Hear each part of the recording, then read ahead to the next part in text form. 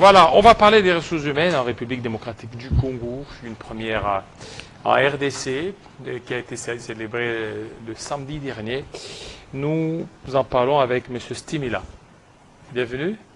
Merci, M. Jean-David. Vous portez très bien. Oui, très bien. Nous sommes très bien.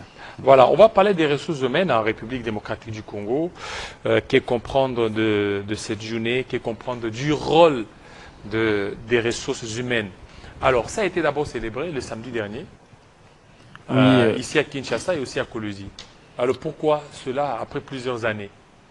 Oui, vous êtes sans ignorer que les ressources humaines est en train de connaître une transformation dans ces pays.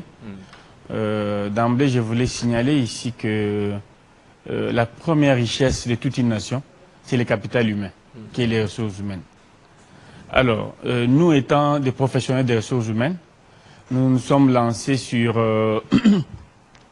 sur une ligne de changement parce que la RDC est largement en retard en ce qui concerne les ressources humaines. Et nous sommes en train, et je profite pour vous signaler que nous sommes en train de mettre en place l'ordre national des professionnels en gestion des ressources humaines. Ordre national. Exactement, comme celui des avocats, des médecins. Et nous nous sommes décidés de mettre en place cet ordre pour réguler en fait ces secteurs qui étant braconnés, oubliés, marginalisés dans ces pays, où vous trouvez des DRH expatriés, alors que c'est contre la loi. La loi congolaise prévoit que le poste de directeur des ressources humaines soit exclusivement réservé aux Congolais. Mais malheureusement, dans notre pays, ce n'est pas observé. Alors vous, en tant que un des acteurs de ces secteurs, qu'est-ce que vous faites par rapport à ça? Vous vous arrêtez seulement à dénoncer ou bien vous vous arrêtez seulement à constater les dégâts? Parce que ça se fait surtout dans des mining, hein, lorsque vous êtes au niveau du Katanga, Kolwezi, Likasi, Kambo, vous allez trouver que beaucoup des DRH, ce sont des Indiens, ce sont des Chinois. Monsieur David, nous ne nous arrêtons toujours pas à dénoncer, mais c'est comme ça que je vous dis tout à l'heure que nous avons mis en place un projet de loi qui est au Parlement et qui a été guié vers la commission socio-culturelle. Je crois, Dieu voulant, elle sera débattue en plénière la semaine prochaine. Cette loi-là, aussitôt votée, promulguée par les chefs de l'État, ça fera, nous donnera une force maintenant d'agir parce que en quelle qualité actuellement nous allons agir? Nous sommes dit, nous sommes voués à... Nous sommes sacrifiés. Notre métier est sacrifié.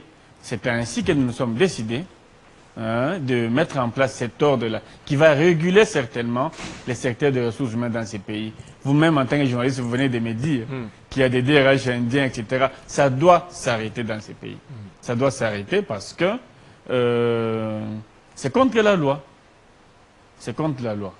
C'est comme ça que nous avons profité, en célébrant cette journée internationale des ressources humaines, nous avons profité de cette journée-là pour dénoncer, comme vous le dites, dénoncer et mettre des bases solides pour un futur harmonieux. Alors, c'était quoi le message clé de la célébration de cette journée? Oui, cette journée a été célébrée, comme je vous l'ai dit, dans 3 villes. À Kolwezi, dans le Lolaba, à Lubumbashi, dans le Haut-Katanga, et ici, dans la capitale. Moi-même, tu ne vois pas, je viens du Lolaba. Et j'ai fait les déplacements parce que j'ai fait office du vice-président de l'Ordre national des professionnels en gestion des ressources humaines.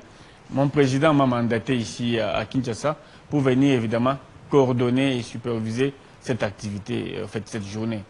Nous avons dit aux étudiants que nous avons invités, étudiants en gestion des ressources humaines, professeurs, nous avons eu des élites avec qui nous avons échangé. Nous leur avons dit les problèmes que nous avons et ensemble, nous avons mis des bases solides pour que, à la prochaine, aussitôt notre loi votée, que cette histoire-là doit s'arrêter.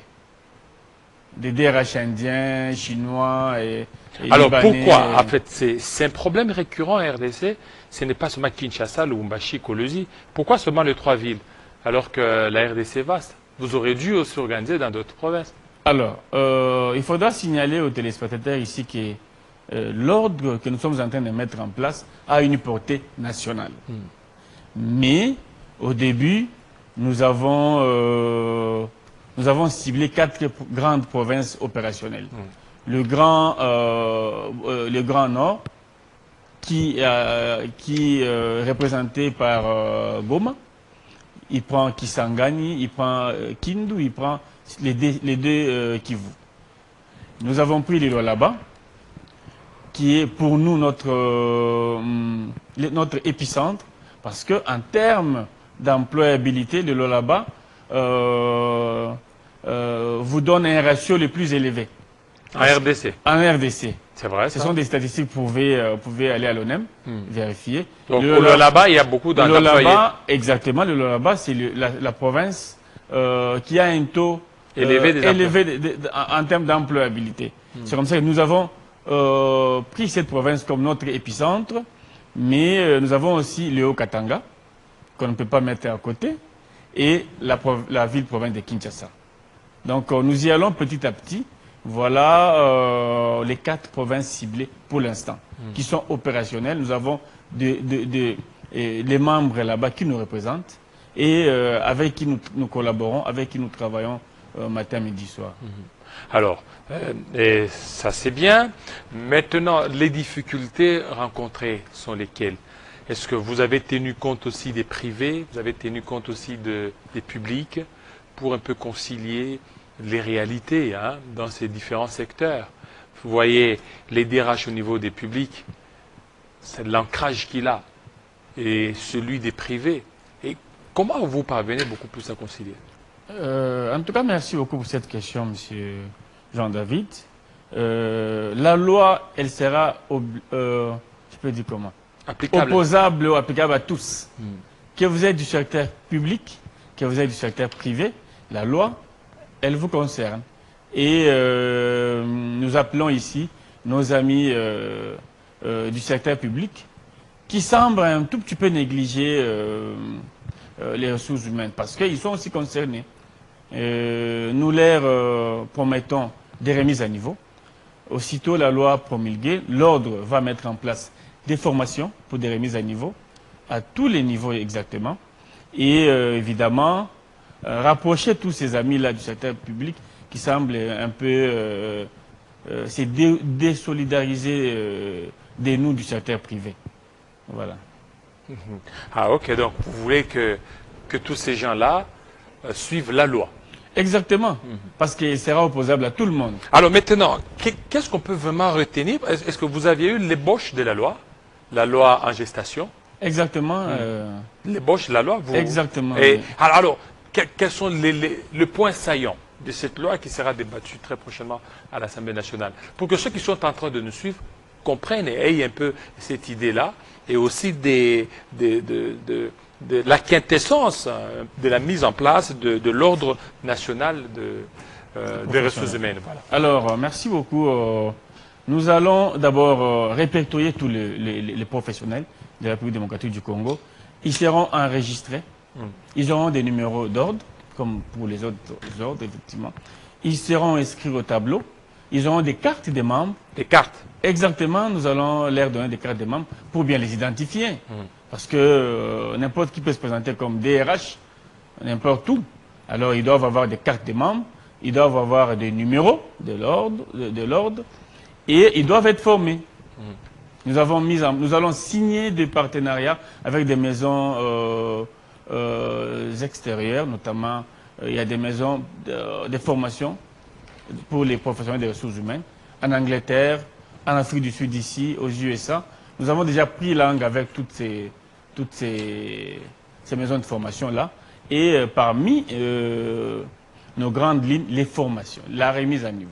Il faut former les professionnels des ressources humaines au Congo pour essayer un peu de niveler leur niveau. Voilà. Alors, est-ce que vous êtes aussi référé dans d'autres pays, dans d'autres États, Est-ce qu'il y a aussi l'ordre national ou ça sera une première en Afrique ou en Afrique centrale? Non, nous sommes par contre, malheureusement, le dernier. Le dernier? Nous sommes les derniers pays en Afrique à ne pas avoir cet outil. C'est ici le moment d'interpeller nos autorités. Ils doivent nous accompagner. C'est une première en RDC. Mais par contre, les pays voisins, la Zambie, nous avons été invités comme tels au mois de novembre. L'Ordre national des professionnels en gestion des ressources humaines de la Zambie nous a invités. Quand ils ont entendu via les réseaux sociaux que nous commençons à mettre en place un outil de travail, ils ont été contents, ils nous ont invités. Nous avons échangé avec eux. Récemment, nous avons été à Cape Town, en Afrique du Sud. Nous avons également été invités. Alors, en n'étant pas un ordre, qu'est-ce qui vous bloque, vous? En n'étant pas un ordre, nous n'avons pas le pouvoir d'agir. Parce que l'ordre sera une loi. Regardez un peu chez les médecins, si vous n'êtes pas inscrit au barreau, vous n'allez pas exercer. Vous-même, vous le voyez. Les avocats, même chose. Donc nous voulons en fait taper fort, frapper fort, pour réguler ce secteur du capital humain, qui est la première richesse de toute une pays, de toute une nation. Alors, pour la RDC, vous avez déjà dénombré combien? Pour la RDC, jusque-là, nous sommes dans une phase de sensibilisation. De sensibilisation pour parler de l'ordre à nos confrères. Et c'est partout au pays. Nous avoisinons les 600 membres déjà. Alors, vous êtes aussi en collaboration avec l'inspecteur du travail, l'inspectorat du travail. Oui, notre ministère des tutelles, qui est le ministère de l'Emploi, via lequel l'inspection est une branche, nous sommes en collaboration et d'ailleurs, pour vous informer, aujourd'hui j'ai été voir le DG de l'ONEM pour lui parler de ça. Donc, vous voyez, ce sont des branches qui sont liées au ministère de l'Emploi. Mais là, ça aussi, vous êtes allé voir ONEM, il y a aussi un problème, c'est que est-ce que vous ne faites pas aussi des plaidoyers? Parce que ça c'est vous. Lorsque les gens vont chercher l'emploi, on leur donne comme condition 10 ans d'expérience, 5 ans d'expérience. Alors qu'il y a des DRH qui sont là. C'est que vous-même, vous ne parvenez pas aussi à comprendre les réalités sur le terrain. Qu'est-ce que vous faites par rapport à toutes les exigences demandées? Bon, ce sont des problèmes internes. Nous-mêmes, nous en discutons des fois. Et comme nous évoluons dans un ordre dispersé, ce sont là les problèmes dont vous venez de relever. Mais nous vous promettons qu'aussitôt l'ordre est mis en place, nous-mêmes DRH, nous-mêmes professionnels des ressources humaines, nous allons essayer un peu de travailler sur ce genre de problèmes pour ne pas tomber dans les anciennes pratiques, quoi, comme vous le dites. Il y a certes des postes de management ou de leadership, comme nous le disons nous-mêmes, qui demandent un certain nombre d'années d'expérience. Ça, je dois être sincère avec les téléspectateurs. Mais aussi, vous ne pouvez pas demander à un poste de junior 10 ans ou 5 ans d'expérience. Quelqu'un qui vient de l'université, quelqu'un qui vient d'un institut supérieur, vous ne pouvez pas lui demander 10 ans. Voilà. Il y a des postes qui ne demandent pas tous ces nombres d'années d'expérience-là.